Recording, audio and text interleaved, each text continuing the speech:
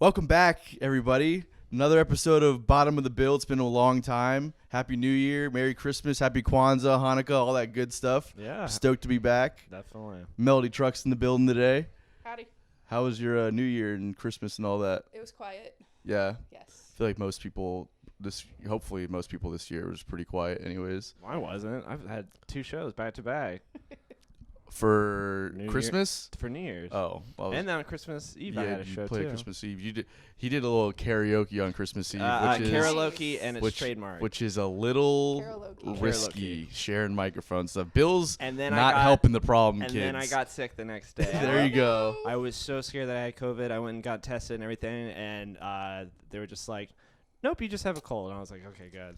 You know, you're now the I'm first over it. person I've heard this year that got sick that wasn't COVID. Yeah. I know. That's what I'm trying to say. I'm like, of all people, or I'm like, I didn't get sick the whole year too, and then I got sick right before New Year's Eve. I'm like, okay, well. You do have a pretty crazy immune system, though, I will say. Yeah, that is true. That's all the inbreeding from Kentucky. 100%. But anyways, we gotta start this is our first cheers for the New Year's. Oh, we gotta do the first cheers to the New Year's. Thanks for being here today, Melody. Cheers. Cheers, everybody.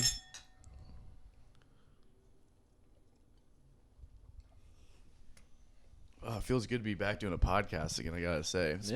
Didn't realize how much I was gonna miss it until like 2 or 3 weeks into it. I was like ready to get back to it. I mean, I haven't left my house, so Yeah. we're still in my house. It kind of feels the same to me. It's just 2 nice people hanging out. Yeah. Well, nice lady, and then Then And then Anton. the reptilian. reptilian. Yeah. Somebody said that recently. But you're reptilian? No, not that I was reptilian, but they were like, they were talking to a friend of theirs, and they were like, yeah, it's Anton. And they were like, oh, is he nice? And they were like, wouldn't say he's nice. I mean, he's professional. and then Adam Kenaway was like, he was like, I mean, I asked, what, am I not a nice guy? He's like, no, you're not a nice guy. He's like, I mean, you're a good person, but you're a dick. I was like, okay. I've been watching a lot of Star Trek lately, and he's Spock, for sure. Do you know him very well? Do you know Tony 305 at all? Oh my God. Well enough. I Well mean, enough? We see each other on a semi-regular basis out and about, but do Yeah. I know him Personally? deeply personally? No. I think We haven't gotten there yet. We should just make this That's what we do the episode- podcast for. No, get to know Anton. Get to know Anton. What's going on, man? Let's not do that. Anyway, what's our fan mail looking like? We've been off for a month, and Let's see all the fan mail we got yeah. going on. Oh, nothing. Oh, nothing. All right. Are you sure there's not a message? I thought there was a message. Maybe in there. there's a message in there. Let's check There's it out. one message. Nope. I got. Oh wait, hang on. I got Let one me- from Melody about the photos, and then I Nice. got one out to our sponsor who didn't get back to me I yet. did. so. I have I have one right here. Coming from Here we go. Albert Cornelia. Yeah, what did Albert Cornelius say? He was just one question. He just wants to know what's your deal? Oh, off to a good start, Good kids. to be back. All right, so Melody, let's get into it. Okay. Where? So I just found out you're not from Jacksonville. No. You're from Wauchula, Florida. Well, I grew up in Wauchula. I was actually born in Macon. Oh, okay. And lived there the first year and a half, 2 years of my life. And then we moved to Jacksonville until I was 7. And then I was all over the Southeast. I lived in Nashville. I lived in Daytona. I lived in Atlanta. But then by the time I was in 5th grade, that's when we ended up in Wauchula, which is where my mom's from. Okay. So that's where she grew up, went to high school. So we ended up back in her hometown, and I was there from 5th grade until I graduated from high school. So Awesome. What was it like growing up there? it was different. Wauchula was much different than everything else I had been brought up around. Just a different culture. I grew up in big cities, went to private schools, and then I ended up in a very agricultural town that they just didn't really understand where I had come from because it's just so different. Big difference, right? Mm-hmm. Yeah. Great people, a great little town. It was just different. Yeah. So. And was there music around in that town at all? Like, I don't remember a lot of music as far as like bands rock and roll bands are concerned. I mean, there were cover bands that would play at the local bars, but I was too young to go to them at that time. However, my biggest influence, other than, my immediate family, is actually from Wauchula, and that is my band director. His name was Bob Shaman, and I still talk to him. He calls me daughter number 3. He has 2 incredible daughters, but he was like my second father. He was my band director from the time I got there in 5th grade, because I was already playing music before I got there. And then he was my band director from then all the way until I graduated. Really? So, yeah, he was second dad to me. No shit. Mm-hmm. That's rare that you find somebody that you're able to connect with like that and keep that going through adulthood and everything. Yeah, he's amazing. I've kept in touch with him, and he's now the superintendent of schools for my town, for Wauchula and Hardy County, and so awesome. Yeah. What kind of stuff was he exposing you to as far as music goes? It wasn't so much what he was exposing me to as far as the types of music. It's the opportunities he gave me to not be just in Wauchula. So for this little tiny town, there was only like less than 4,000 people in Wauchula. And Hardy County only has one high school. At least it did at the time. I think it's still only one high school, but it's for the whole county. So it's 4 towns, one high school. So you could get very siloed and isolated in a place like that. But he didn't let that happen. We were one of we had an incredible marching band. We had an incredible concert band, and we had a jazz band.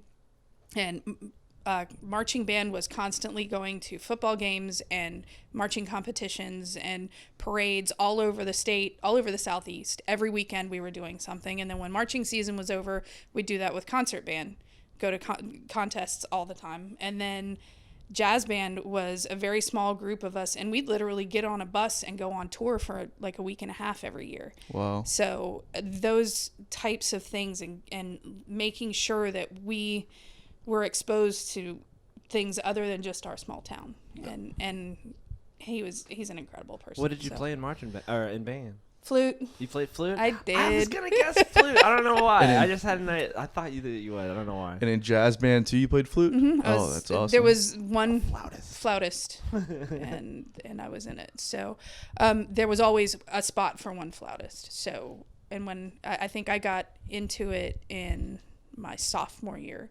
So I was in it sophomore, junior, and senior year. Wow. So, but I fortunately, because I went to private schools when I was younger, I was able to get into band much sooner than the public schools did. Like when I moved to Wauchula, it's a really funny story that Mr. Shaman likes to tell about me when I was a kid, because I moved there in 5th grade and I went straight to him because I'd already been playing. I was like, I want to join the band. He's like, I'm sorry, you're too young. And I'm thinking in my little head, it's because he doesn't think I can play. He doesn't think I'm good enough. He doesn't, and I'm like, I promise you I can play. But it was actually, they didn't even start beginning band until 6th grade. And that was the district policy. I didn't know that. I thought he just wouldn't think I was good enough. So I bug him all the time. And finally he's like, I was like, please just let me play for you. Just let me play for you. And so I played. And the story he tells, it's like, damn girl was better than some of my 8th graders. Wow. So I got a chance to start. He bent some rules for me, and I got to start in 5th grade instead of beginning band in 6th grade. I actually went straight into the junior high band. Wow, that's awesome. Yeah. So that's super important to have people like that around you. He's not sick. He's just getting over a little cold. I know he sounds like we already talked about the fact that he's already had his COVID test. He doesn't have it. Okay. It's not even that. I'm not even sick. Did you inhale wrong? Inhale wrong. You can't breathe beer. My problem is every time that I laugh, I start coughing, which is really hard for me because it's a really attractive quality. Okay. Yeah. I'm so sorry to interrupt. It's okay. I was trying so hard to be quiet. We could tell. You were doing really good until he pointed it out. It's still blood red right now. It's why I'm here, is to make Billy feel very uncomfortable about everything that he does. Bud, I appreciate it. Anyways. So what kind of music was being played around the house when you were growing up? Oh gosh, my mom is who I grew up with. Yeah. My mom and dad separated when I was really young, and I grew up listening to her favorites: Joni Mitchell, Marvin Gaye, Stevie Wonder, Billy Preston. Let's see, Seals and Crofts, Loggins and Messina, obviously the Allman Brothers. Yeah. Wet Willie, Tall Dogs. I mean, there's just let's see, Sea Level. Sea Level's awesome. Yeah. So I grew up around a really diverse, group of people that there was always something new coming in. Clapton, of course. Aretha Franklin. Those types of things. Yeah. So. Now, was your mom a musician also? No. No. Mm-mm. Okay. So she's kind of, so were you exposed to the Allman Brothers world at all when you were younger? I mean, she had to have known that world on some level. Absolutely. Yeah. We spent time with my dad. Okay. It's not like we didn't spend time with him, but it wasn't a lot of time. Yeah. But, I remember very early on, I remember I may have been 4 or 5. And we went to see my dad, and he was going to play, and I was asking him I was wondering where we were going to be while he was playing. It's like, what are we going to do while you're playing? And he's like, oh, well, you're going to sit on the side of the stage. I was like, okay. And I had in my mind where the side of the stage was. So we get there, and I walk straight out on stage and sit on the side of it. Literally, like, feet dangling off the edge. There's tens of thousands of people, and my dad literally had to walk out on stage and pull me up by my arm and pull me back. I remember that vividly. So that's awesome. Yeah. So, but my little brain, I was like, oh, side of the stage. I'm gonna sit on the side of the stage. That's exactly what I did. So. That must have been a pretty cool experience, though, to be that young. And I mean, looking back on it, yes. Yeah. When you compare, what I did with what the quote unquote status quo is, whatever that is. Yeah, it was really cool. But to me, when I was in it and growing up in it, that was my normal. Right. It's like it took until I got older to understand that's not normal for everybody. Right. Getting in a limousine after a show with Charlie Daniels and Cher and your dad is not necessarily, the most, and it's not a normal thing. That's but to pretty me, wild, it yeah. was that was my normal, That's very cool. So, and I don't know if that particular combination ever happened. I know that I've been in the same room with them, but but those are the types of things that would happen when I was a kid. Yeah. And it's like, okay. Yeah, it's just the norm. It's just what you're used to seeing. Right. I used to go see my dad play also when I was a kid, and I thought that everybody's dad was in a rock and roll band, right. and like had the touring experience, did all that stuff, and it's like growing up and just hearing that those kind of stories when you're younger. It's like, oh, that just must be what everybody's dad does. Just goes on the road and plays music. And then I met Billy, and I was like, oh no, that's not what happens. No, that's not what happens. Well, you go to church a lot as a kid. Yeah. For some. Other people have, everybody has their own normal, and I can't imagine what it's like having a neuroscientist as a father, right? Or there are things that type of lifestyle is just mind-boggling. It's like, that would be so ultimately cool to have a parent who is on the cutting edge of making this world a completely, different, new, better place on a daily basis. Right. That to me is fascinating, so it's like, but to their kid, it's like, yeah, he does it. So, so it, like I said, it took until I was older and I still have a hard time wrapping my brain around just the scope of what they did. Yeah. So. Now, did you know at that age when you were that young that you wanted to play music in some capacity? I started playing really young.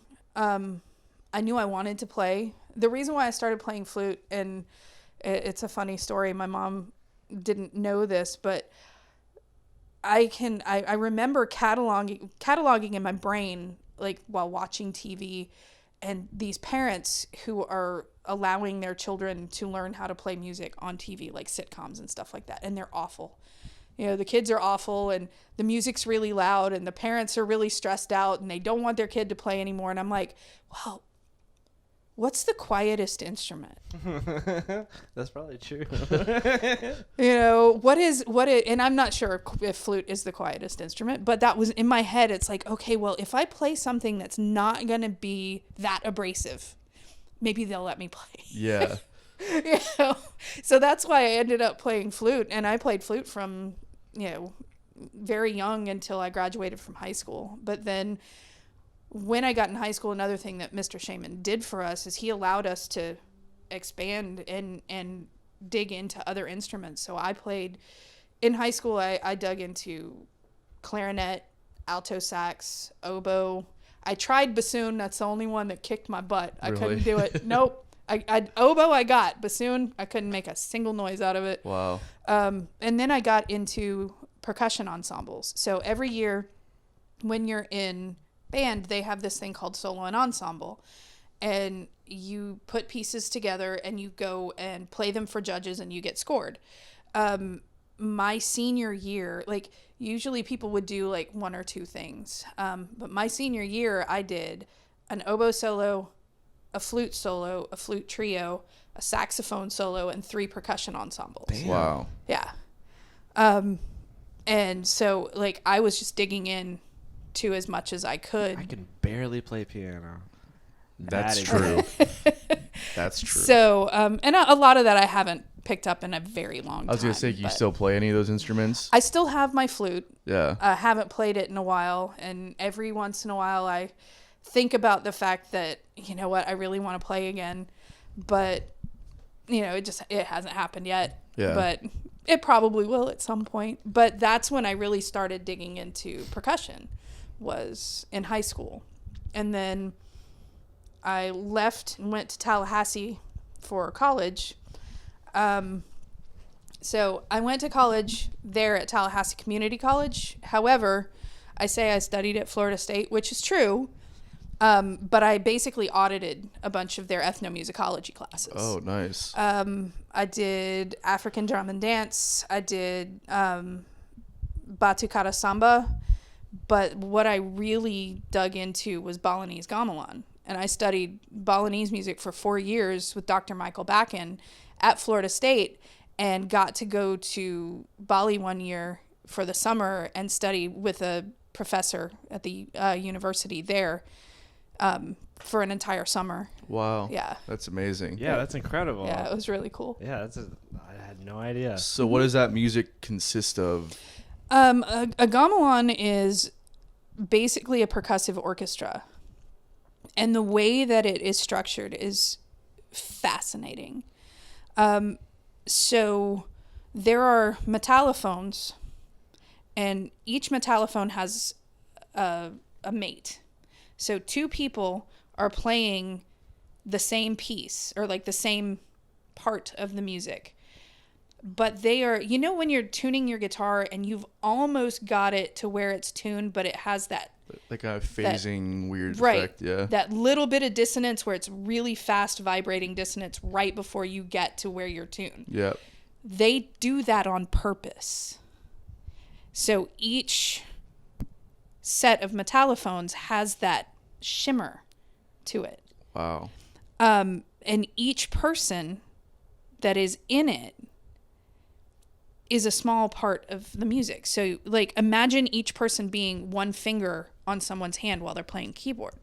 So if you're missing somebody, you're missing a portion of the music. Wow. So you've got one person going bum bum bum bum bum bum bum bum, and then you've got somebody right next to them playing just a little bit different rhythm, and then whoever's next to them is playing a little bit different rhythm, and then there's 25 of them, and you put it all together, and it's this amazing. I do remember Aaron has talked a lot about this, and I just now remember when you described it. But what was it called again? Balinese gamelan. Yeah, gamelan. Yeah, he's talked about it before and everything like that. But he didn't really go into much detail. But so you went to Bali for? I went to Bali for a summer. And just played That's crazy. So basically, we stayed at a homestay there. Sure. And we had a gamelan there at the homestay, and then the instructor, the professor from their arts university would come and teach us at the So homestay. what did you play when you were there then?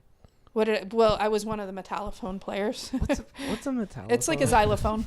It's a xylophone? Kind of, sort of, but kind of, sort of. doesn't sound like a xylophone. So it looks like a xylophone? Yes. Okay. And then you play with mallets? Sort of.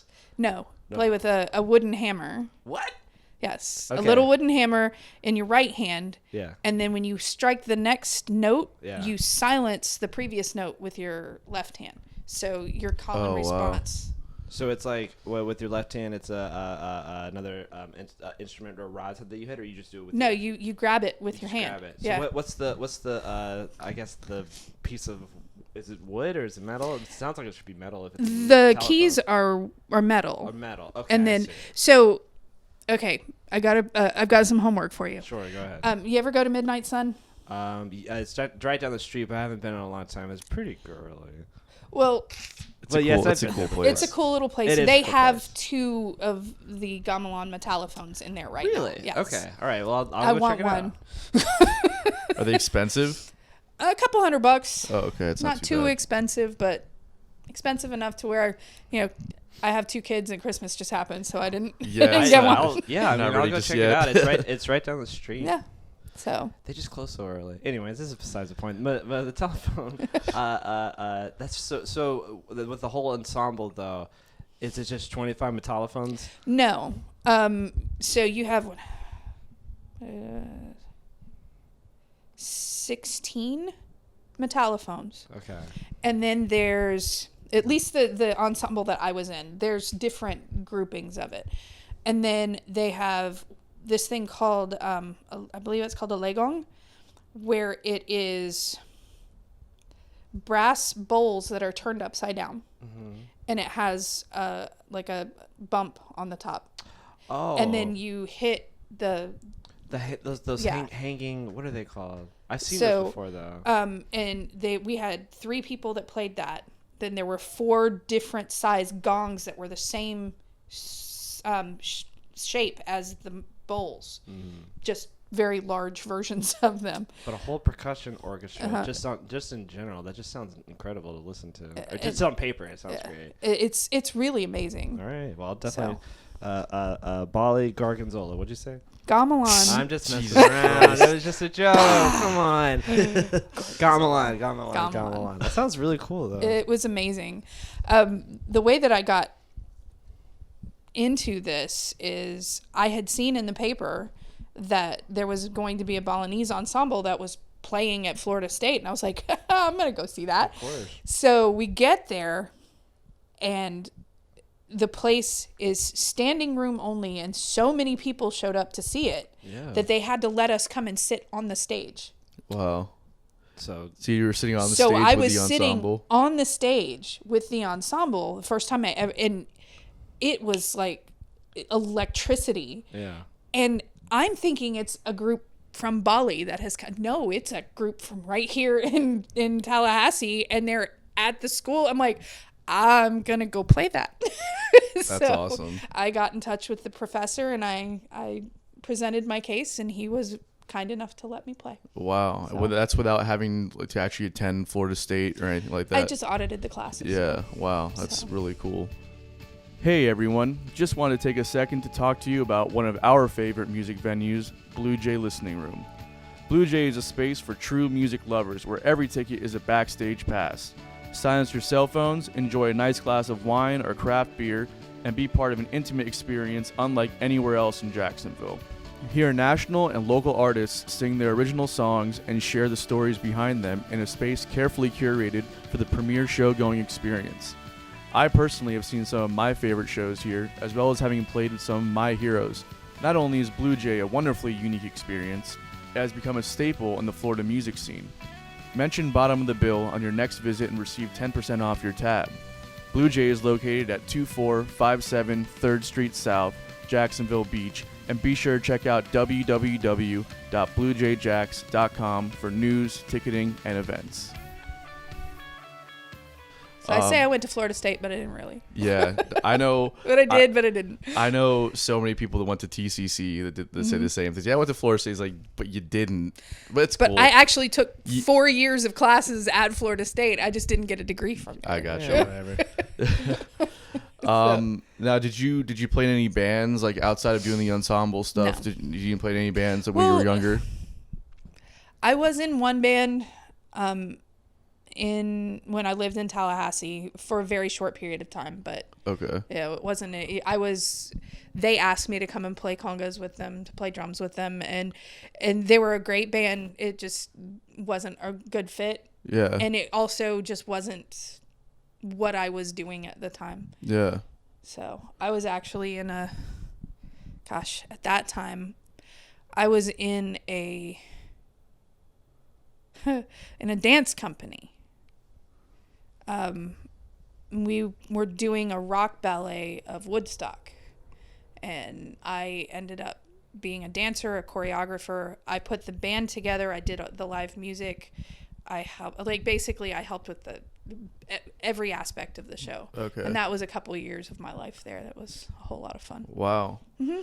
So from there, when did you get linked up with the Freight Train band and what? I'm sure there's a large gap of time that I'm missing here. Huge. Yeah. So explain some of that period of time that I'm missing there. Well, there's a huge gap of that time because I separated myself from that for a while. After I left Tallahassee, I moved up to Atlanta. And actually, completely out of left field, I actually became a professional big band swing dancer while I was in Atlanta. Really? Yeah. Man, you're all over the place. This is awesome. This is probably the best backstory I've ever had or something. Yeah, it was when the Gap commercial came out. That's what, No shit. And the huge swing resurgence came. I was in Atlanta for that and ended up as a dancer for one of the clubs that was in Buckhead. So there was a group of us that we were quote unquote house dancers. We would go and we would start dancing, and that would bring other people in, and then we'd dance with other people, teach them how to do stuff. And then we ended up, I did commercials, I did halftime shows, I did I did the halftime show for the Orange Bowl. I was part of the halftime show for the entire UGA season that year. I actually had a quote unquote Christmas miracle because I did a commercial with Big Bad Voodoo Daddy. It was actually the intro to the NBA games on TNT for an entire season. Whoa. And I had this VHS tape that had the footage on it. Yeah. And the last time that I looked at it, it was so damaged you couldn't see it. Sure, it's on YouTube somewhere. It's not. It's not? You've looked? No, Okay. I've looked. That would have been a nice little clip to put in there. Yeah. Well, the funny thing is, my mother-in-law, who just moved to Florida from Kansas City, she gave me and my husband a VHS player for Christmas. She has 3 or 4 of them from when she moved, and she gave us one of them, and I put that tape in and it worked. No kidding. So after 20 years of thinking I didn't have this footage anymore, all of a sudden I have it again. Wow. So I'm all excited. Yeah, that's so cool. So I did that for a few years, and then I ended up moving here. And I moved here because my dad's entire family is here. I don't know if you know, but my dad grew up here. Yeah. Okay. In Jacksonville? Mm-hmm. Okay. So his brother and his sister both live here. Both of his parents lived here when I moved here. Both of his parents are now gone, but they lived here. Like I said, my entire family lived here, and I had started dating the man who is now my husband. And so that kind of brought me here too. And I got married and I had kids, and I worked and had a family, for years, and I wasn't performing. I wasn't playing music. I was, I consciously was like, you know what?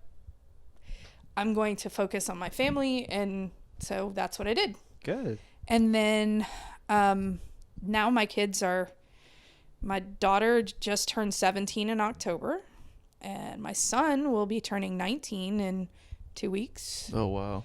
Yeah. Not even 2 weeks. Anyway. And so at about the time that I started all of this up, they were old enough to where I didn't need to be home all the time, So the way the whole freight train thing started was... Do you guys know about Roots Rock Revival? Yeah. Yeah, so it's the Music Masters Camp up in the Catskills that my father started with O'Teal Burbridge and Luther and Cody Dickinson from the North Mississippi All-Stars. And it's one of the most magical weeks of the year for me. I was really bummed we couldn't do it this year last year because of everything. But so one of the really cool things about this camp is that all ages go to this camp. One of the ways that Taz Niederauer got his start was through Roots Rock. Not the only way, obviously, but he made a lot of connections there, and so he's kind of legendary alumni of Roots Rock. Yeah, that kid's ridiculous. He is He's ridiculous. not a kid though anymore. He's getting up there. Well, When I saw him back teenager. in Bear Creek in 2012. Mm-hmm. So that's 8 years ago. And he Yeah. was 12 then, right? Or 9 or 10 or something. I'm not sure. He's becoming a full-blown adult now. Yeah, he's Well, an adult. the issue with me was, the one Roots Rock, he was shorter than me, and then the next Roots Rock, He's he like was taller than me. Right. I was like, okay. But I remember seeing him at Bear Creek. I think it was either 2011 or 2012. Yeah. And He's amazing. He was smaller than his guitar that he's playing, Mm-hmm. Tony, and he just was just crushing it. Yeah. Like, it Yeah. was nothing. Yeah, Yeah, he's amazing. But I didn't know that's where he. I guess he was so connected with the Neville brothers and everything like that. And then he went up there. Right. That's but, awesome though. But he like I said, he would come to Roots Rock every year. Yeah. And there is this amazing well of children that are coming to this camp, and just oh man, they are insanely talented. And one of those, his name is Hub Chasen, and he's from Tallahassee, and then he moved to New Orleans. But my dad was going to be in Tallahassee at the same time that Hub was doing this open mic thing, not open mic, but it was a jam night that he was doing. And I came to town to see my dad because he was going to do a presentation at Pegasus Studios, or what was Pegasus Studios, which was my father's studio, which now I believe is owned by FSU. I'm not 100% sure, but so my dad was going to be in town, and so Hub invited him to come to this jam night that he put together, and we all went to dinner beforehand, and I got up the gumption to pull Hub aside and say, listen, my father's never heard me sing except lullabies to my kids. And he's like, he pulled out the set list. He's like, pick something. So I surprised my dad at this jam that night. And so that was the first time my father had ever heard me in front of, basically doing rock and roll. Wow. And I sang Statesboro, which when I went on tour with Freight Train, that's what I sang every single time. But and that was also the same night that my dad met Heather Gillis, because she was part of that as well, and she completely blew him away. So he was so impressed with her stage presence and the way that she played. He saw so much potential in her, and just we played a couple shows with her. She's great. fantastic. Yeah, her whole band's really good. And so the next Freight Train tour, Heather was going to be a special guest on that tour. And I went down to the Funky Biscuit in Boca Raton. Hi, Al. And was going to see it. I just went to, spectate. And I was there for sound check, and Heather and I were kind of sitting at that VIP bar on the next to the green room. Yeah. She and I were sitting there talking, and I hear my dad go, Melody. I was like, yeah. He's like, you want to sing Statesboro tonight? I was like, yeah. Yeah. So that's how the whole freight train thing started. Awesome. So. And what was it like being able to kind of do that with your dad? It was great. Yeah. You know, my dad and I have had a very up and down relationship my entire life. Yeah. For a lot of different reasons. None of which I really want to dig into. Sure, but, yeah, of course. But to be able to spend that time with him, the best thing about those runs were basically anytime that they toured Florida and South Georgia, I would go with them and sit in. And they had their van, that they were traveling in. But when I went, he would ride in the car with me. And it was literally the only time I know of in my life where it was just me and my dad for hours and hours at a time on the road. And that's time that I'm so immensely grateful for. Yeah, for sure. That's great. I heard a lot of amazing things, and I heard a lot of things I wish I hadn't. Yeah. Because, man, my dad loved to talk. Yeah. It's like, about this one time, I'm like, la, la, la, I don't want to know. No, please, Dad, I don't want to know. So, but, he's like, oh, we're grown-ups. I'm going to tell you anyway. I'm like, Oh, boy. Thanks, Dad. So then the freight train band was already like a thing when you when you hopped on board with it. And did you become like a full-time member, or? I was never a quote unquote full-time member. I was part of the band when they were in the Southeast. But once again, I was, still mom and have a job, and I've got, I can't, even to this day, I can't just drop everything and go off for, Yeah, sure.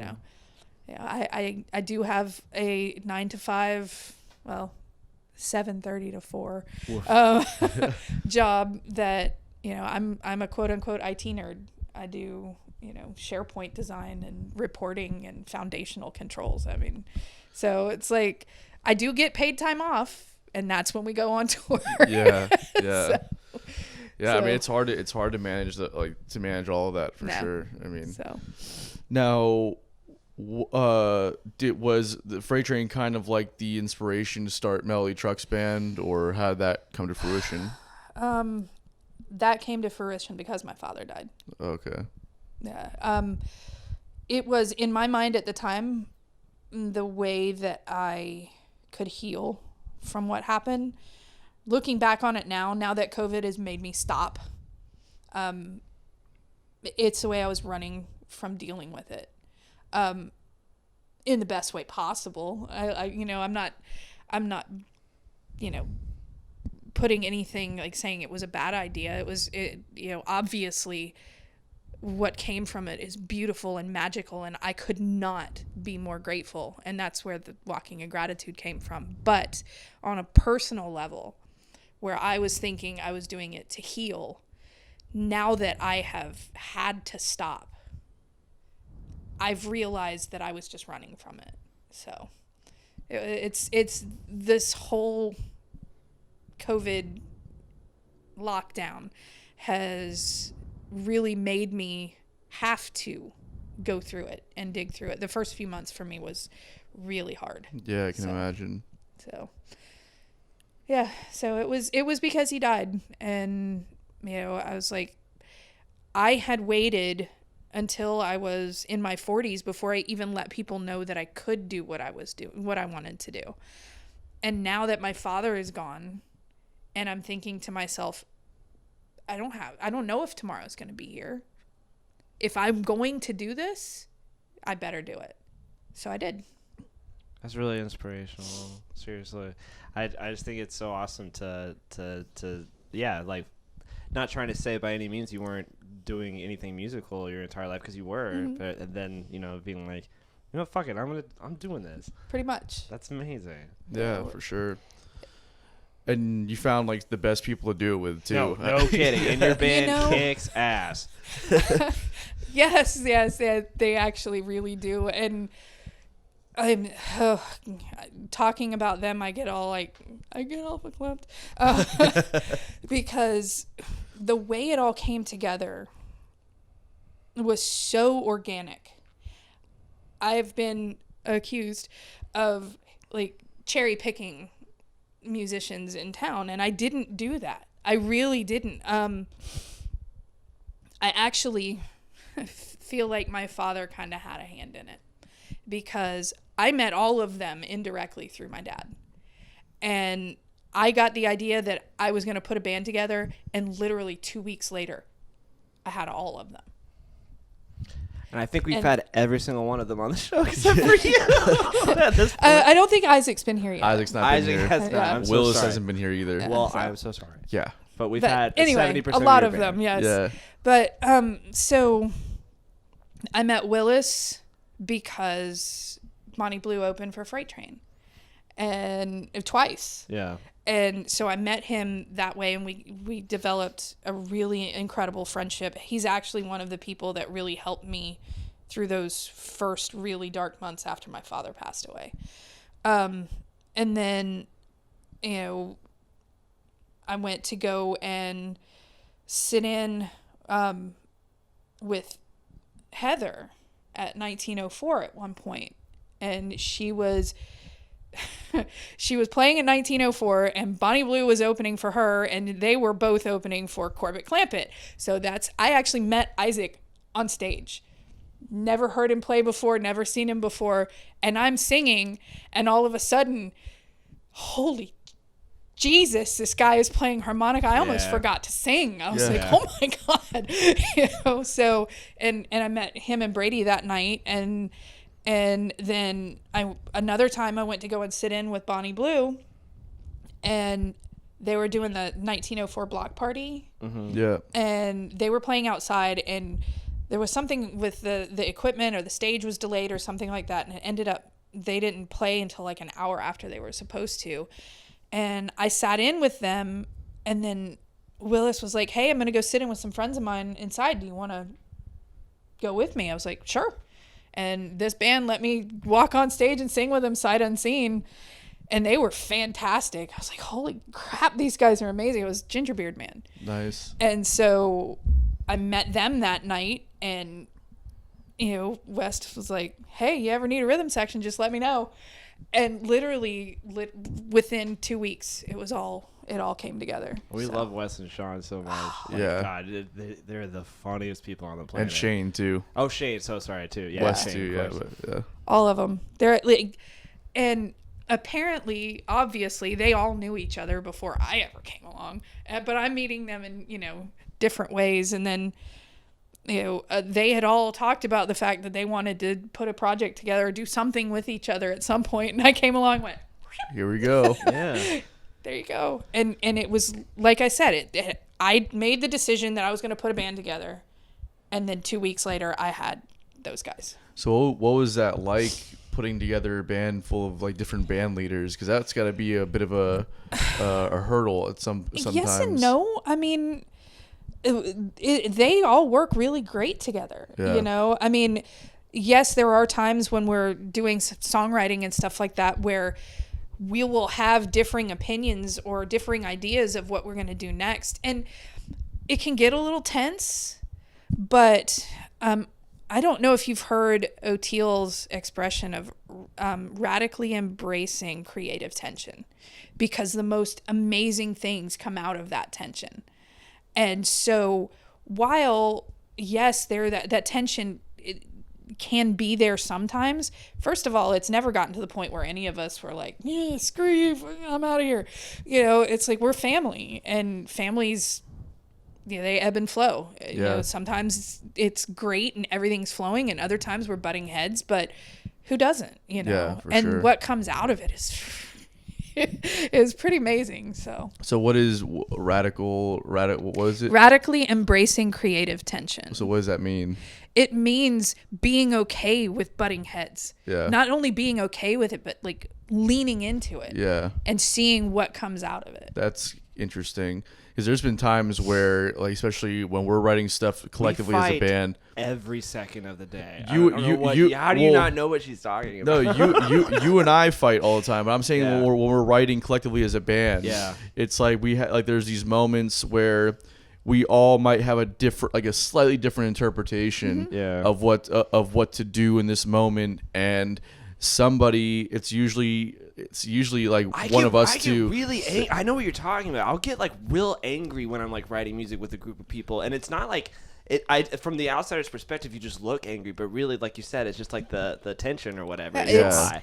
That's one of the Like, things. no, just do it this way. Do it this way. And it's like, shut up. Well, first of all, it's really hard to get people to understand what's going on in your own mind. Yeah, totally. And the fact that we are not mind readers, that is going to create tension, because I can explain something to you and think I've explained it perfectly, but somebody else is going to translate it differently. I know that is so frustrating. So, and just so you know, this whole, what I was talking about with O'Teal is something that he talks about at Roots Rock. This is one of his master classes. Is one of the things that he talks about is this radically embracing creative tension.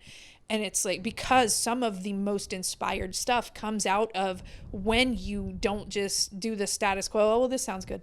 And It's like, it sounds good. What sounds great? And that's kind of the point that I was getting to, is that like when we get into these, like there'll be like several of us with these different interpretations, and then maybe one or two people are like really kind of set in their way, and sometimes we can either all just like succumb to that and say, okay, well, you know what, like maybe that way is the best way, or sometimes there's a compromise to be made through that tension, and then that compromise yields like the best possible result. Exactly. Like the outcome was better than any one idea that anybody else had. So yeah, I totally get like that. That makes perfect sense. But it is very frustrating in those moments that you're like, yo, you can go to hell. Yeah. Like, I'll fucking walk out this room right now. but instead of you can go to hell, I'm going to walk out this room. How about, like I said, leaning into it and going, okay, I understand this is uncomfortable, but what's going to come out of it? Yeah. Don't just throw up your hands, guys, say, fuck it, I'm out. It's like, dig, but everybody's got to be willing to dig. You've got to be able to be in those uncomfortable spaces. Is there like in any of the songs on the album, for instance, is there like something that in any of those songs where you can point to that being like the outcome of that one of those scenarios? Yeah, actually, I believe it's Pride Comes Before the Fall. There's a section in the center of one where we break into this Latin beat, and before we figured out what we were going to do, we kept hitting roadblocks. What's going to be here? What's going to be here? What's going to be here? And we were all going in circles, and everybody had their idea, and it was all wildly different. And then after, God knows how long of us just hitting brick wall after brick wall, the one quiet person through the whole thing, which was Sean, sits up and he's like, I hear a Latin beat here. And we all went, whoa. And it's exactly what we did. Wow. So, that's awesome. So yeah, that's the perfect example of it. So yeah, I mean, you got to go through those moments when you're writing music together. It's just gonna happen. That's like not even like a band leader thing, like a bunch of band leaders. That's just literally what happens when you have a bunch of creative minds in one situation, Yep. So as far as like, is Melody Trucks the band? Are you guys self-booked, self-managed, and all that? Well, we were up until right before COVID hit. Right. We are self-managed. I manage what we do, but we did sign with a booking agency right before COVID hit. Okay. So Cool. Who are you working with? If you don't mind me asking. Speakeasy. Speakeasy. Justin Roper. Yeah, he's a Nice. good He's dude. amazing. Yeah. So Yeah, he helped us a ton when we were doing our tour through. We were supposed to do our tour with Andrew Scotch and the River Rats. I remember that? And, yep. I was gonna play on my birthday in Nashville. That'd been nice. Yep. Yeah. The music hall. Yep. What are you gonna do? which, by the way, one of my best friends owns. Oh yeah. What Asheville Music Hall? Really? Uh-huh. Awesome. What was his name? Brian Good. Brian. Okay. Mm-hmm. Yeah, that's literally like the 1904 of Asheville. And Yeah. I love that place. Yeah. It's my favorite place to play there. Place is amazing. Yeah. So far, we haven't played there yet because he kind of took ownership or co-ownership. Kind of not too long before everything went crazy. Great We've time. played at the salvage station a couple of times there. Okay. That place is really cool too. It's a lot of fun. I went there when it was freezing cold. Oh gosh. But what's so and cool- everything's open. Everything's open, but what they have is these like giant, like huge fire pits, like all over the place and everything like that. I saw Perpetual Groove there. Awesome. And I thought that was one of the coolest shows. I think we went to. It was like January. Great time to go to the mountains. Yeah. So the last time that we played there, so I don't know if you know, but Artemis Pyle lives Yeah. relatively close. Yeah. And he and my dad were really good friends. So I got in touch with him. Actually, the time before that, we had gone and he was at this other bar after we played. We went and, I talked to him and he gave me his number. And so the next time we played, I called him. I was like, hey, we're going to be playing in town. So he came to the show. And can I tell you how intimidating it is? Because you know what Salvage Station looks like, right? Yeah. Big open floor, and It's then a there's giant, tables in it's the a back. giant garage, like Kinda, yeah. huge, like almost like a plane hangar garage. That's Right. awesome. He gets a chair, Yeah. brings it right up to the What? rail, sits down, crosses his arms, and just stares. Oh Yeah. my god. I'm like, hi. Yeah. But we had him play with us that night, which was Okay. awesome. And then he got up, played a song with us, and then we thanked him. And then the next song we start playing, and he literally came right back out, grabbed some of my like hand percussion, and played with us for the rest of the night. Oh, that's awesome. cool. It was so amazing. Had so much fun. Yeah, I'll bet. That's Yeah. really cool. Yeah, it was really cool. So, what was it like, kind of taking on all like that whole leadership role, the booking, the managing, coming from not having really delved too deep in the music world for a long time, and then all of a sudden, kind of taking on this role with a bunch of guys who have been doing it themselves for a long time? It's a little intimidating. Yeah. But I mean, the guys are great. They helped me. It's very fortunate that I have a pretty decent network of people that I know already. So it wasn't too terribly hard, quote unquote. Not that it's,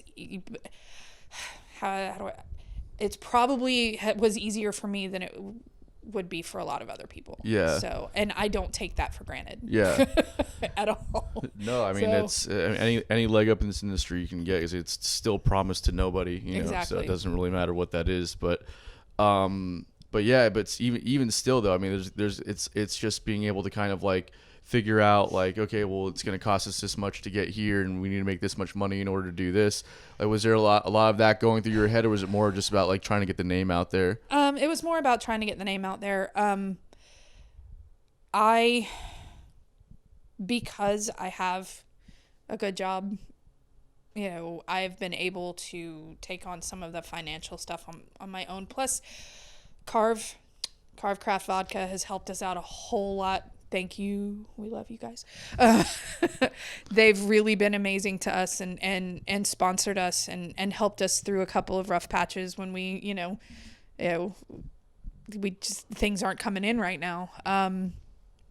And, so like our first tour, I basically financed the entire run up and down. Wow. So I wasn't necessarily too worried about what we were making. Obviously I wanted to make sure I regained some of it. I can't do it again. It was pretty much as but, I wanted to make sure that we had a good, solid first run, and so we went all the way. This was the first year I took the band to Roots Rock, so we toured all the way up the East Coast and back down again. Yeah, I So, remember that when you guys did that. That's pretty awesome. Yeah, it was a lot of fun. So you guys got a sponsorship? It was a vodka company. Yeah. Carve Craft Vodka. Yeah, they're the ones that did the festival with Tom. Mm-hmm. Oh, okay, cool. Yeah. And so I remember seeing that when you guys had announced like a sponsorship a while back with them, and I was wondering what that actually looks like for a tour. 'Cause I remember we tried doing something similar, but there was no like monetary contribution. But without any real specifics, but I'm Right. just curious as to how you approach a company like that and say, hey, do you want to sponsor our tour? What do you offer them in return for their contributions? Well, we definitely will mention them. I've worn their shirts on stage before. Okay. When I had stickers on my drums, I had a carved sticker on there. Mentioning them on social media, making sure to, but they didn't sponsor the tour. They have helped us here and there when they could and when we, if we needed it, but it's not like but they've been fantastic, and though I don't want to say that I approached them or that they approached me. I think this was at, it was in Bayard, I think. They had a booth in Bayard, and we met. It was Sam and I met that night, Sam Durham, and we just started talking, and he's like, hey, if you ever need anything, and we just kept that relationship going. That's awesome. Yeah, he's an amazing guy. Because we're getting sponsored, but we're just getting scotch. I mean, hey man, they gave us some vodka to take on the road too. There's nothing wrong with getting Scotch. Harleston Scotch Company He's guys, amazing. they're Don't get me amazing, wrong. and I'm very grateful for their contributions. Absolutely. Bill. We started getting those biodiesel van switch in our car, and we could just start putting the scotch in the gas tank, bud. That's a really good idea. Yeah. This is coming from the guy that every problem we have with the van is the alternator. Well, So- but I wasn't, I was close. Anyways, I'm gonna get another glass of wine. Yeah, me too. Can Okay. you grab me one I'm just too? gonna bring Actually, the bottle in here. yeah, just bring the bottle in here. Why not? So I'll be right back. Cheers. Cheers. Well, mine's drink now. But so, I'm curious as to what the recording process was like for the album. Where did you guys record at? So, leading up to actually going into the studio,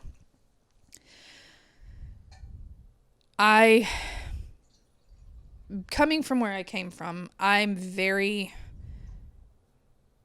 cautious about who I do business with. Yeah, you should be for sure. Just because so many of my family members have been knocked around a few times, Yeah. So I try and be very deliberate with who I do business with.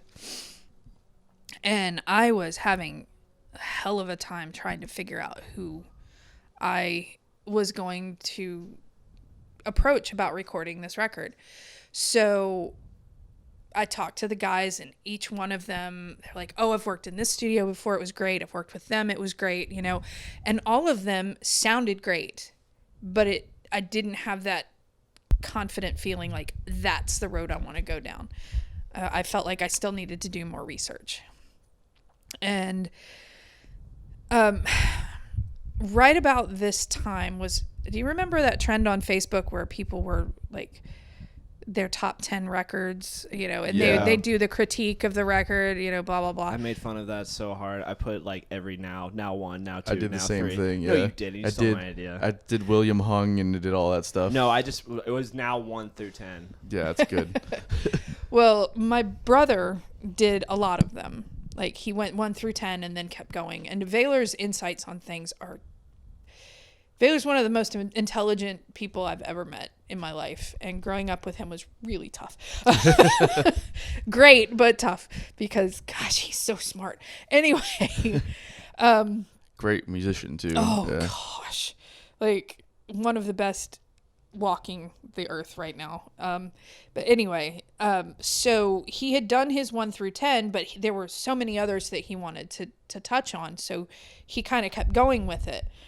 And right about that same time is when Dickie fell and hit his head and got hurt. So Vaylor did a review on Pattern Disruptive, which is one of Dickie's solo albums. And he was talking about the album itself, but then also the fact that it was recorded at Pegasus, which was my father's studio. And that's kind of where we first, met Warren and Alan, Warren Haynes and Alan Woody. Yeah. And then because they were playing with Dickie on that album. And then he said, blah, blah, blah, talking about Pegasus Studios, and Dave Murphy was and I literally, like, every nerve ending in my body zinged at the same time. I was like, I read Dave's name and I was like, oh, him. Literally, it was like my dad put his hand on my head and went, yes. Wow. And I was like, so I literally could like caught my breath. I was like, Dave Murphy. He was my father's lead engineer at Pegasus, Dave Murphy. Why didn't I think of Dave before? So fortunately, my brother had his name linked, and I clicked on his name, and we were already Facebook friends. And his link went to the studio that he owns now, which has his business number. And I was like, yes. So I called my brother first, and I was like, Baylor, if you were going to record a record, would you feel confident in Dave doing it? He's like, oh, hell yeah. It's like, that's all I need. So I literally immediately called Dave after. And we ended up recording with him at Tallahassee Recording and with his partner at Winterstone Studios Winterstone Sound, excuse me. And it was the most amazing experience because I was working with someone who literally cut his teeth working with my father. And Dave is the nicest guy on the planet. And like just an incredible ear, an incredible personality. We all felt really comfortable. Like some of the guys say it was the best studio experience they've ever had. It was my first studio experience, so I don't really have anything to compare it to, but it was perfect all the way. Every experience, I wouldn't have done it any other way. That's awesome. Yeah. So was he involved in like producing the record too, or just like recording? Did it all. He did it all. Okay. Mm-hmm. Was it? I don't know how to ask this. Was it electronically that he was recording it, or was it kind of like, I don't want to say like the old school way of doing it, but like it was through Pro Tools. Okay, through Pro Tools and everything. I was just wondering if he was going that far back. It wasn't analog. Well, no. Exactly, like analog recording and everything like that. I was just like, who's got time or money for that anymore? I'm just saying. I'm sure that he did that at one point in time. Mm-hmm. You know, I'm not trying to say that. You know, the thing you that can't was adapt. Yeah, but. The thing that was really cool with the way that he approached it, though, was my biggest fear about recording a record is a lot of the new stuff that comes out now, it sounds like it was recorded in a vacuum. There's no depth to it. You can't hear into the music. You can't hear the space between the notes. It's all very flat to me. And I did not want that. I wanted it to sound like when you put your headphones on, you feel like you're in the room that it was recorded in. Yeah. And I want to hear the people breathing in the background. I want to hear the rustle of the chair or whatever it is that gives it the flaws that make it perfect. Yeah. And he totally went into this with the philosophy of making the record sound like it was recorded in the early 70s, which is, he did a fantastic job with our record. Yeah, I thought it sounded great. Because that's what I was thinking about it when I was listening to it, with that same feel. And I was like, oh, it sounds like a 70s rock record. And I was like, did they freaking record this on tape? Like, no, we didn't analog it, but that's what a genius that to make it sound like that and everything like that. Because you're right, it does sound a lot of albums, especially local bands where do-it-yourselfers. It'll sound so just fake and just like perfect. I don't know. It sounds too good. I don't know. It's like I said. It sounds like it's recorded in a vacuum. Yeah. And it's like I couldn't. It's like, all right, I'm in my late 40s and I'm gonna put out a record and it sounds like crap. It sounded good. I remember I just couldn't. I couldn't stomach the idea of it actually sounding like crap. So I was like, no, what we have out there sounds fantastic. Yeah, it's fantastic. Dave did amazing. Dave and his the guy that he works with, Pete. So Dave did the recording and the producing, and Pete did the master. We were, I remember we were driving to a gig in St. Pete, Ringside Cafe, when you guys released it, and then we were listening to it on Spotify. We were listening to it while the sun was going down, and we were going over the flyover ramp and everything like that. I think it was the Freight Train song. Yeah. Yeah. That's the song. I remember that song the most of it. Anyways, but I remember, we listened to First Take. Yay! Yeah, Thank you. it's a Great great album. What, Couldn't believe it. I can't remember the name of the song. There's one that you and Brady kind of go back and forth on, I think. Can you feel me now? That's Yeah. that's a That's great a good song. one. That's a good one, too. Yeah. That's a lot of fun. Yeah. I like Can the you Yep. feel me now? Yeah, that's a great song. Mm-hmm. So that album must have been a pretty collaborative effort then, as far as like who wrote what songs. Oh gosh, everybody wrote. Everybody. I mean, literally everybody. I think the only person in the band that doesn't have a lead songwriting credit is Sean, and that's because he's like, you know what, maybe next record, you know. But everybody had the opportunity. Everybody, and I like some of them were written by just one person. Some of them were written collaboratively, but every single person in the band was the lead writer on at least one song. That's awesome. So when you started Melody Trucks band, what year was that? 2017. 2017. Okay, which that's the same time we started doing side hustles and everything like Yeah. that. Because we went all through almost the exact same process where we were all in bands before, and we all Anton was trying to get a band started and everything like that, and he was basically hiring and auditioning people. But that's what we came to the conclusion of. Everybody brought a song, Right. basically, and it's I don't know, our second album that we're coming out with, we're actually all writing songs together. And I was just wondering, are you getting to that point now, or is it still more of just like everyone's bringing up a song and working on it that way?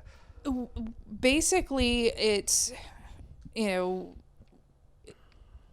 we're keeping it as organic as we can. Right. You know, if I wrote a song. Yeah. I have a song that we've worked on. You know, and Isaac has a song that that he brought in, and it's like,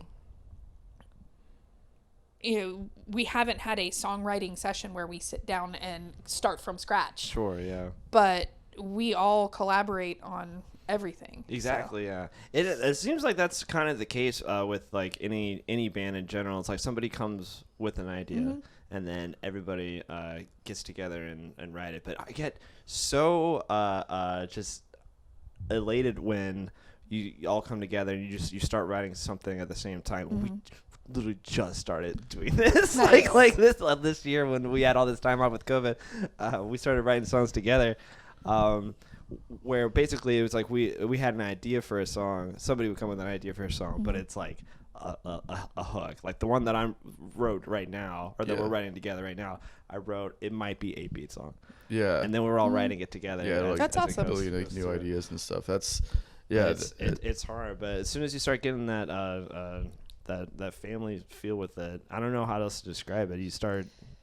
it's a creative You flow, start you know? writing like you become like a single unity. You start really writing like amazing songs. and Absolutely. everything. I mean, one of the things that I've said from the beginning, like this band might have my name on it, but it's not mine. Right. Yeah. It's ours. yeah. You know, these guys, they are as much the Melody Trucks band as I am. Oh yeah, of course. You know, honestly, I mean, actually, maybe even more so. They're. I'm so lucky. I'm so lucky. That's all I have to say. They're fantastic. So.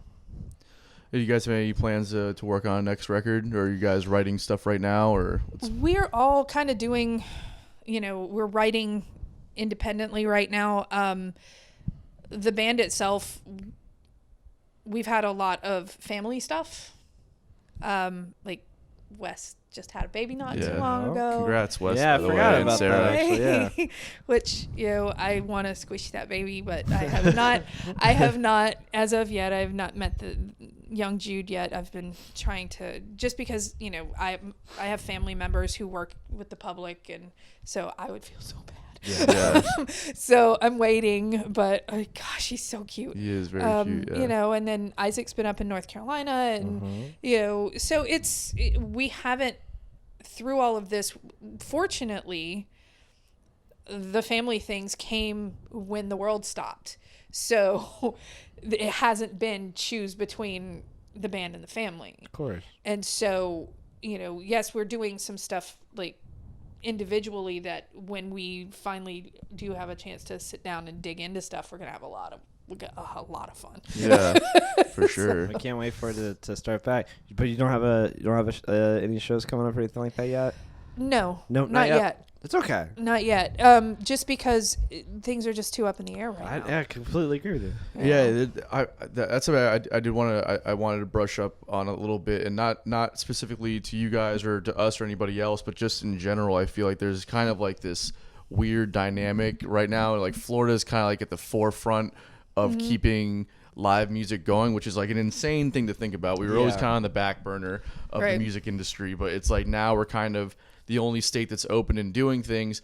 I feel like it's kind of a double-edged sword right definitely. now. It's like one of those things where it's like, well, you know, there's live shows going on. There's been a few festivals here and there, and it's like, well, us being like an up-and-coming band don't want to miss out on the opportunities because people are going and other bands are doing it at the same time. Do you want to be known at that band as that band? It's a bad that's look. Like, Yeah, for sure. Like when everything gets back to normal, you were perpetuating the bullshit. Right. So it is definitely a double-edged sword. It's something that actually Isaac and I were talking about on the way here, because, you know, we as the Melody Trucks band, we were really starting to gain some serious steam right before all this happened. We had signed a couple major tours and some major festivals, and we were really like, yeah, let's go. And then it all got pulled out from under us. And my, insecurities, it's like, I don't want us to become irrelevant. I don't want us to seem like we are purposely not doing anything. But at the same time, like I saw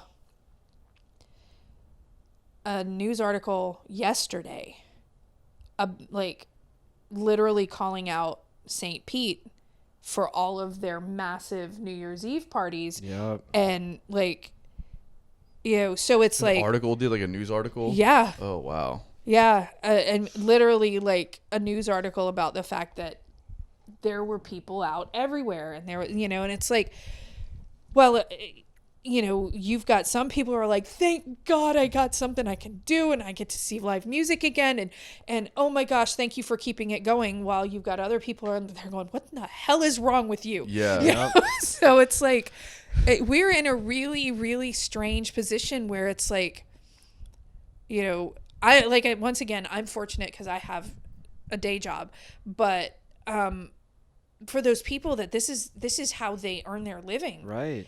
It's like, this is how they pay their bills. And you can look at somebody and say, what the hell do you think you're doing? It's like, dude, I'm just trying to survive. I'm just trying to eat. And you're going to make me feel bad about the fact that I need food. Right. That $600 that hasn't shown up for a lot of people yet. $600 in what? The past 6 months? Yeah, I know, it's ridiculous. Which I'm not saying that it's not welcome and that it's not, but for those people who are really struggling, that's like a drop in the bucket. No, I know. So, and hopefully things will start opening up again soon with everything else that's going on. But anyway, it's really hard for musicians to make that decision of should we or shouldn't we? Yeah, no, it's really scary, honestly, and that's something that we juggle with every single opportunity that we get, and especially when you're I'm not going to say anything directly, but when you're hearing about stuff that's not going to be going on even into 2021, and it's like you start realizing, well, okay, there's a lot of bigger fish out there that are holding on, that aren't doing things just yet because they feel like it's not the appropriate time to do it. Right. And you start looking at stuff like that, and then you're like, okay, well, do I want to be in their bad graces when they do get back to normal as well? Yeah. This is a lot of stuff, man, to think about. It's like it's very uncharted territory. Yeah. So. Well, we'll see. We'll hope. But what are you supposed to do? Yeah, but that's just it. Nobody's told us. Yeah, exactly. We don't know. We have no idea. I'm lucky too. I work a night shift job. I do claims processing for like emergency dispatching. But so I was almost unaffected because I worked from home for 10 years anyway. Well, I wasn't working from home, but I am now, and the company that I'm working for is saying, well, you may just work from home from now on. And that might be a good idea. Yeah. But at the same time, like, Anton didn't have a job at all. And so how many gigs have you played this year? You can probably count them on his fingers. No, I've still played quite a bit, but especially in the last few But only months. because you had to. But if you had the choice to not do that. Yeah, I mean, every time and be safe and, do the right thing. Every time I go out, I get a little nervous about it, Of course. especially when people want to come up and sing on your microphone and they want to, they want to like come and Scary. like shake your hand and do all the, give you a hug, and you're just like, I don't know, maybe you should kind of like lay back a little bit, And then with me, I'm not saying like my band, I'm saying me personally. Okay, I don't need to make the money. Yeah. So am I going to take the gig from the person who does? Right. Ooh, That's a good, something to think about. Wow, I yeah. never thought of that for a second. Yeah, you're right. Am I going to go and book myself, because I want to keep my name out there when the person that could have had it needs money to eat?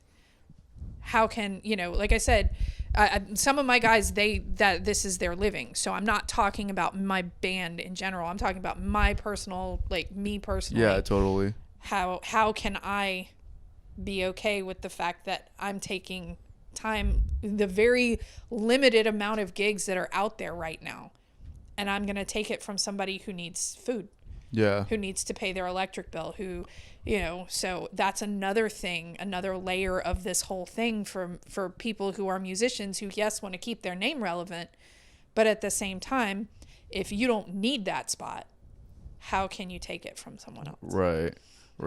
I never thought of that for a second. Yeah, you're totally right. Yeah, Bill, I'm gonna stop booking festival gigs now since three out of the four of us got day jobs. So you guys don't need the gigs, right? Yeah, thank you. It's just a way to look at it. No, totally. That's a really that is a good way to look at it for sure. I didn't even think about that because I'm a selfish asshole who just wants to get paid. Well, I mean, if that's your livelihood, if that's the way you pay your bills, why would you, are you going to look at a musician and assume they have a day job? No. You know what I mean? It's like we as musicians, everybody assumes when you see us out playing, that's what we do. Yeah. That's our gig. But, obviously that's not 100% true. So I'm going to go into it assuming that the other musicians, this is their gig. Yeah. So, and me knowing that I'm okay. I haven't missed a day of work. I was working in the office and now I'm working from home. And so I'm very, very fortunate. So how can I make someone else have to work that much harder? Right. Help musicians out by not playing. Is what the end goal. No, of I'm this just, is. it's And put just. that on a t-shirt. No. That's hilarious. No. I'm just kidding. I'm No. twisting your words, but it's a really Yes, great you point are. that I didn't think about at all. That like, I actually do have a job and everything, but I still, want the money. Yeah. But when there's you're enough for everybody but to go when you're around. playing with when you're in a band with other people who that is their, Sure. if you're not there, then they don't get paid. That is So- that's true too. That's So, also that- the so, thing so about- you need me. Yeah. Let's not make this weird though, I'm right? not trying to make it work. Anyway. That's So a really good point, it's Melanie. just a really strange time that we're trying to But dig it's over through right now, now. right? no. So 2021's here. 2020's gone. It's over. I was Back to normal. Me and my No. girlfriend were talking. I don't know. I don't really believe in astrology and any of that kind of stuff. But this year, I had no idea. 2020. They didn't bring it up once. The Chinese year of 2020 was Year of the Rat. Can you believe that? No one said anything about it. I don't know. I think he that's just told amazing. me. I had no idea. I was born in the year of the rat. Well, you know what? I feel like I think I was too actually because it You're rotates, not, right? What 'cause, me and you are snakes. we're snakes. Yeah. That makes total sense. We're the same I'm a age. rat. How when's your birthday again? July 20th. July 20. I'm 3 months older than you. Yeah. Isn't that adorable? It's, I don't even want to. Guys are babies. Colonel Bruce could guess your age guess your birthday just by looking at your facial features, Yeah. which is insane. He was just, pretty amazing. Yeah, so just for I'm not a big astrology guy either, but I was listening to Krasno's podcast. You need to stop coughing because you're making me uncomfortable. Do you want me to leave for a Yeah, second? just leave. See you later, Bill. So I was listening. I don't know if you listen to Krasno's podcast. It's just called Krasno Plus One. It's really good. Cool. But he had O'Teal on there recently. That was probably my favorite episode. But and they were talking about Colonel Bruce and like how into astrology he was. Oh yeah. And the whole like how he could spot out aliens, like they were like here, and then also he goes like, I'm not like Colonel Bruce is like, I'm not an alien, I'm extraterrestrial, like I'm terrestrial, just a little extra. Yeah. I was like, I love that. O'Teal had some amazing stories about Colonel Bruce on that episode. It was really good. I actually met O'Teal through Colonel Bruce. Oh, you did? Oh yeah. So you knew the Colonel? Oh gosh, yes. Yeah. Oh yeah. What was he like? He sounds like bird. He sounds like a wild character. He was definitely a wild character, and to the point where after you met him, your life was just a little different. That's what everybody says. Yeah.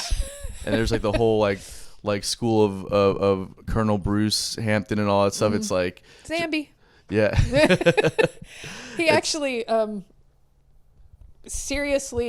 jokingly seriously asked me to marry him once. Colonel Bruce. Yeah, but not because he wanted to marry me as like, but he wanted to be an official Trucks. That's pretty wild. And so he's like, I was in my early 20s at the time, and he's like, I will give you $500 a week, and you only have to see me on Tuesdays or something like that. I was like, but he only asked me because I was the only female Trucks that was old enough to get married at the time. Oh my God. He sounds like he was a wild character. He was. There's something really great. There's something like just after hearing interviews with people, I've seen interviews with him too, but it's always the stories from other people that kind of create this mysticism around him. Oh yeah. And it's like at first you're kind of like, okay, well, it's kind of like maybe just bullshit or whatever. Maybe he's just he's really good at putting that on. But then you hear people, all these like consistent stories, and then the fact that he like dies on stage with all of his people. And it's like that he just kind of, it's like you start to think that he just chose to do that. Yeah. Like that was like, it didn't just, like he decided that was his moment to go. I would not be surprised. It's just like, I don't know, there's something with people like that. It's just, I don't know. It's again, I'm not like a big astrology person, but like just hearing more and more about that guy, I'm just like, I don't know, maybe there's something to it. I mean, I don't know. He would blow your mind. I mean, and I watched him several times. Just people would leave going, "What just happened?" So because I mean, he was a very, very different type of person, and everybody could see it, could feel it, but it wasn't something that was off-putting. It was a little sideways, Yeah. just a little sideways. But he was amazing. Yeah. So sounds like it. All right, it's unpopular opinion time. oh boy, You guys ready? We there yet? Huh? Are we Yeah, there we're yet? doing I it. think so. Yeah. Yeah. Did you write all three of them down already? I've got two of them. I'm gonna get my last one before. Thanks we're a there. million for coming over. By the Thanks way. for having me. Yeah, it was a lot of This was fun. fun. Thank you so Anytime. much. Was my house hard to find? No. You're the first person to say that. Next time I'll It was answer my just a little phone. bit difficult getting a hold of him. Yeah. Yeah, I'm sorry. No. I sat in the driveway for about 10 minutes. I'm Oh sorry. my God, 10 minutes. Holy shit. What a douchebag I am. God. At least you admit it. I just didn't know which door. It was two different front doors. Yeah, I why? got- Yeah, like They you call me 2 floors Bill. I got two floors here. Okay. Don't laugh. You're going to cough. It hurts Then you have to leave again. Damn it. Have you ever tasted heaven in a glass? Do you pine for the hoppiest brews and palest ales? Do you like food? If so, then Wicked Barley is the oasis that your mouth has been wishing for, walking into the complete barren wasteland that is your life. Wicked Barley is located in Jacksonville, Florida, nestled on the banks of Good Peace Creek. Wicked Barley aims to provide its guests with a wicked experience, offering over 18 house-brewed beers, ciders, and meads on tap. They also have an expansive gastropub-style food menu, including burgers, salads, sandwiches, and more. Whether you are a newcomer or a craft beer connoisseur, there's a little something for everyone at Wicked Barley. Visit them at 4100 Bay Meadows Drive and tell them Bottom of the Bill sent you.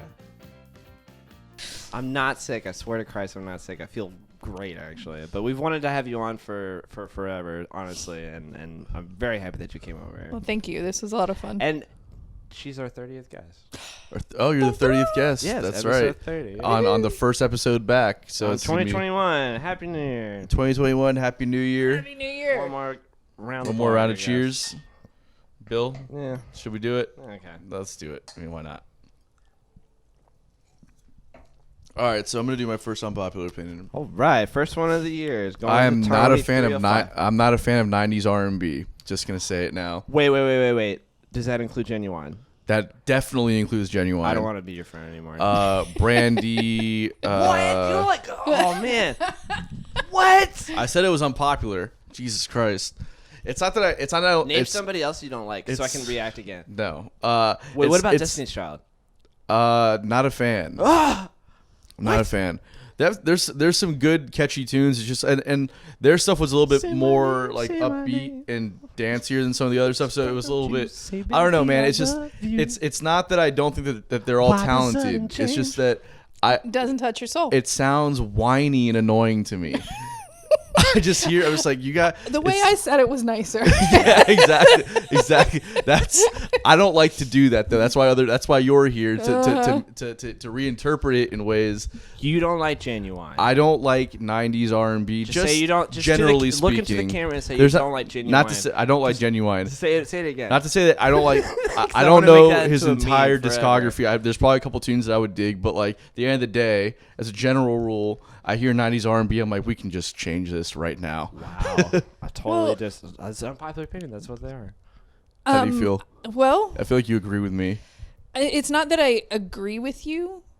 It's just it's not anything I ever dug into. Yeah. So I couldn't tell you if I like it or not. Yeah. The few things that I did hear, or obviously on the radio, it's not something that touched my soul. Yeah. It's not something that's like, oh, I need to hear more of that. It's not that I don't like it. It's just it wasn't what I would dig into. Yeah. Well, there you go. Then let me rephrase that because I didn't dig into it either. Like I wasn't like really checking out all the albums coming out at the time. But for me being like younger at that time and just hearing what was on the radio, Yeah, you were like 8 years old when 90s R&B. and I was like, I don't like this at all. Sorry, that wasn't a slight towards you. I'm just saying that I don't. I was just starting to say, but like I'm the now old one listening here. back to it, really? Okay, all right. Well, here's my first unpopular opinion of 2021. Christmas should never end, and it should just be the entire year, and it should be just Merry Christmas all around for the rest of the year. Christmas But music see, all the it way would- through. it would Exhausting. it would lose its magic. No, if I could, It I would already have that did. Christmas tree up the entire year. And in fact, once I get my own house that I can have an extra room, I am 100% having a Christmas room. Where it's Christmas in that room and I can just sit there and it'll be Christmas. Sounds exhausting. Well, never plan on having children, just- so. And for sure, when I become old and fat, I'm going to be Santa Claus. I love Christmas more than anybody. You on the do the planet. white beard and everything. Huh? Absolutely. He'll probably still be orange, but we'll get. Orange. Bi- I'm ginger. I'm not orange. Oh, you finally admitted it. Yes, okay. He's been in such a denial about his ginger a lot. roots. A lot of people. It's because he has no soul. There it is.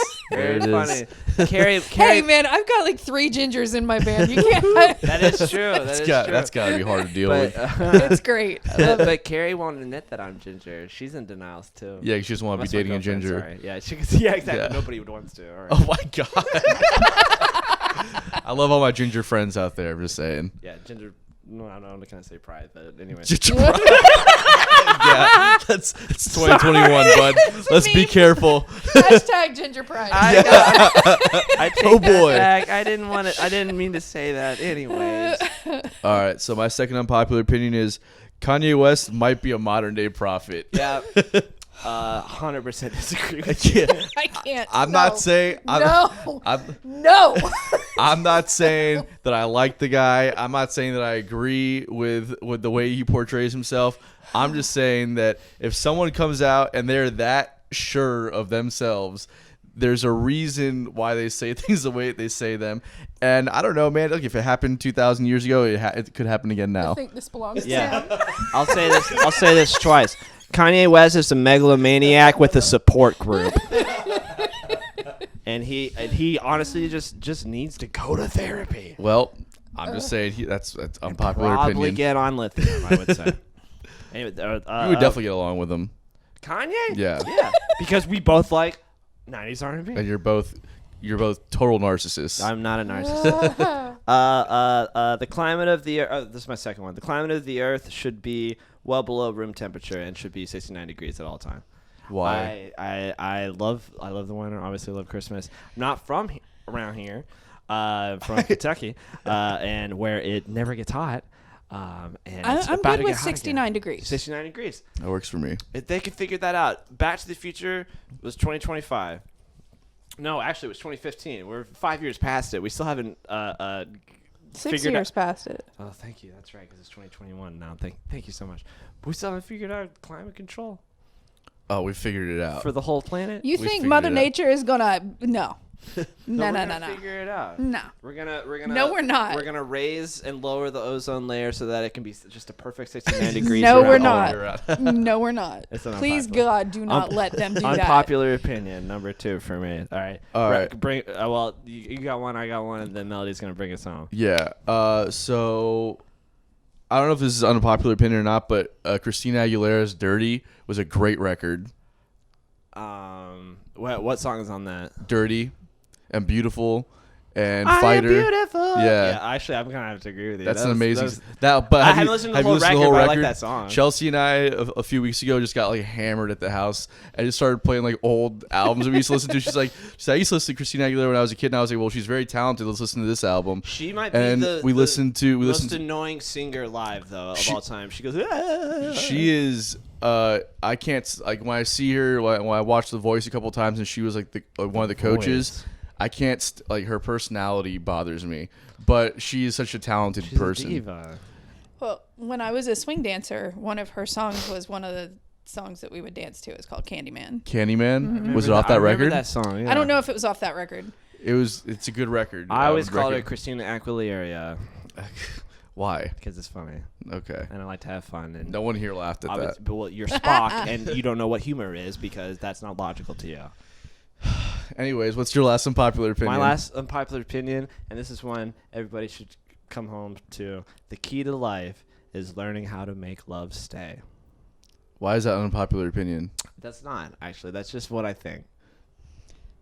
You're talking to somebody who just celebrated her 21st anniversary with her husband, so I'm good. How There do you you make? go. Do you got a secret on how to make love stay? Well, it's not a secret on how to make love stay. Yeah. It's understanding that marriage is not like this mystical perfect world where everything is rosy and shiny all the time. Yeah. You've got to be with someone who you want to go through the deep dark shit with when it comes along. Yeah. Like, who is going to be your battle partner when that shit when it happens, honestly. Or that person that you battle and then get through it, you know? But I mean, of course you're going to have your battles with each other, but it's like we were talking about earlier. It's like, you know, you don't throw family away. Yeah. You know, and if you truly are with the person that you're supposed to be with, then all of those things that, you know, and if you truly love them and if you truly understand what it means to love somebody else, then you're not going to do the shit that's going to make them want to leave. Right. And, you know, and vice versa. You know, if you truly love someone, you know, and based on, you know, your relationship, you know, I'm not judging anybody else's relationships and the way they structure it, but, you know, whatever their deal breakers are, you're not going to do those. Right. You know, everybody has their own deal breakers. Yeah. And, you know, whatever those are, if you truly love them, you won't do it. Maybe. Right. Maybe later down the road we'll start a love line, midnight love line with Bill and Tony. I just got And really special guest uncomfortable. Mel on the side. If too. you guys just saw the, if you guys just saw, if you saw the look that Billy just gave me, if you're listening right now on Spotify or Apple Music or something, you just saw the look that Bill gave me. That made me very uncomfortable. I'm sure it did. It was. You're in my house, but what do you want me to do? Not make me uncomfortable in your house. Could have Jesus Christ. Could have said no. Anyways, Mel. Wow. Yes. Melody, Implications. please bring us home. What's your unpopular opinion? Well, it's not as deep as some of the stuff we talked about No, I already, know. but I don't care for Steely Dan. Oh no! How That can is- you say that? That is an unpopular opinion. I love Steely Dan. I love them too. What I've learned about Stevie Stevie Dan, yeah. Stevie, Love that guy. Stevie Dan is just my mashup of Stevie Nicks and Steely Dan. But Steely Dan, what I learned about Steely Dan is like I loved all these songs and I didn't know it was them, and so I'm just like, this is very unpopular. This is very unpopular. But That's it's fine. That's why. That's why. It can that's be why we're doing unpopular. it. Why don't you- I don't like them. So Why what don't about you- him? Don't you like? Yeah, why don't you like them? They sound too much like the Eagles. I understand. No. No. I honestly, like, Damn it. I could tell you the psychology behind it, Sure. maybe offline, but when I hear it, it makes my spine cringe. Like, and I literally want to like lash out. It's like, ugh, turn it off. Wow. I don't like it. It's like I literally can't listen to it. And they are incredible musicians. Yeah. They are extremely talented. It's just something about Steely Dan. Hey. I can't listen to it. That's out of all the unpopular opinions that were up here tonight, that was probably the best one. Yeah. That's definitely the most unpopular. But I know what you mean. I feel the same way when I hear Billy's voice. It really just, oh God, Which part? just all of it. Twang? You don't like that? I can't stand it. 20, especially that really just that tone that your voice just always sits at. That really shrill kind of Yeah. like thing. Now I have a cold that I'm kind of got a radio voice going on right now. Yeah, right But- now. I can't. I hate it. I hate it so much. What are you trying to Anyways, say? this has been another episode of Bottom of the Bell. Yeah. Wait, now hang on. She's from. What was the name of the city that you're from? Wauchula. Wauchula. What would you call somebody that you hire for an attorney? A lawyer? Thank you. It's a liar. It's not a God damn it. That's so He keeps on making annoying. fun of me A for it. lawyer. Who says that? People from Kentucky. I don't know what to tell you. But. Anyways, guys, thanks, Melody, for being here today. Billy, we hope you don't give us COVID. I don't have COVID. I got negative, and I feel fine. I'm On the just day coughing of out test, stuff. I'm just saying there's like 30. They're like 30% accurate. That's okay. Anyways, feel fine. it'll be fine. I'm coming for you if I get it. You know what? It's 100% granted. So yeah. Okay. Go ahead. Yeah. Thanks for being here today, Melody. It's been a pleasure having you on. Thanks It was, for having me. It was a lot of This was fun. Adios, muchachos. See you later.